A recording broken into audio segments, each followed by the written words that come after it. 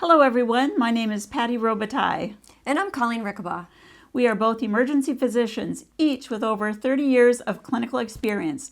We would like to discuss a healthcare law which was created with great intentions, but unfortunately has been repeatedly misapplied and abused.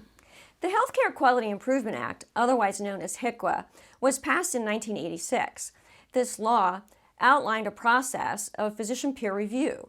It was intended to encourage the reporting of patient harm by removing financial liability for physicians who participated in these evaluations.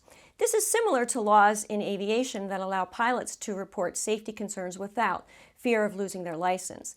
The law created the National Practitioner Data Bank at HHS to report physicians who were incompetent and prevent them from moving from state to state.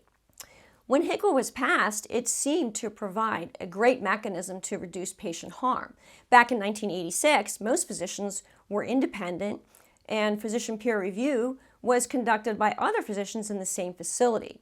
If a physician was determined to be incompetent, they were reported to the data bank. If a system problem was identified, such as insufficient nursing staff, then this could simply be addressed by the hospital. After 40 years, the landscape has changed. Instead of being independent, 80% of physicians are now employed by hospitals. While many hospitals were once community-based and physician-led, hospital corporations now function as de facto monopolies, with the top 10 healthcare systems controlling nearly 1,400 hospitals. These corporations now answer to financial officers and shareholders, often placing profits over patients. All laws have unintended consequences, and HCQIA is no exception.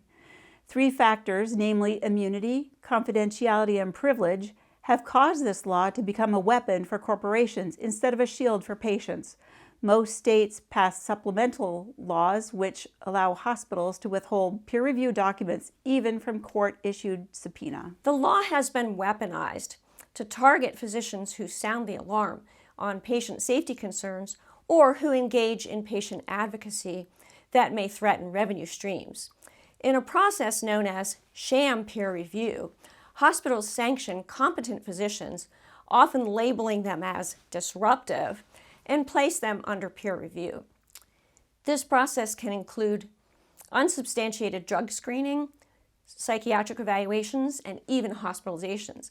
Imagine being forcefully hospitalized and medicated by your own employer so they can justify destroying your career.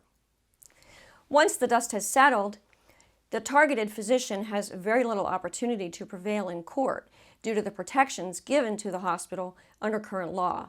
It is the only instance in America of being guilty until proven innocent. But establishing your innocence is almost impossible. The abuse of this law has ended careers through reports to state medical boards and to the data bank. Once a physician has been reported as being disruptive, it is unlikely he or she will ever practice medicine again. This unjustified destruction of their careers has resulted in financial ruin, divorce, and even suicide. HCQIA needs to be reoriented to its initial worthy goal, patient safety.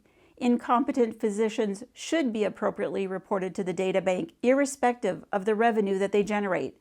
Competent physicians should be allowed to serve patients without fear of career-ending sham peer review. How can this goal be accomplished? First, standardize the peer review process across states while utilizing external objective peer reviewers within same specialty boards who can evaluate the cases. Second, remove the financial immunity from hospitals such that they can be held accountable if they fail to report a poor physician or improperly report a good physician. And third, remove state-conferred confidentiality to enable the courts to determine the merits of each peer review case. As hospitals have morphed from community and physician-led organizations into regional corporations traded on the stock market, their incentives and goals can diverge from what is best for the patient, which should be the central focus of medicine. That is why we are inviting you to join us in this effort. Please check out our Substack for a bullet point summary of the law, a copy of our legislative draft, and shocking examples of the abuses of peer review. With your help, we can revise the peer review process and improve the quality of health care for everyone in our country. Thank you for your interest in updating this law.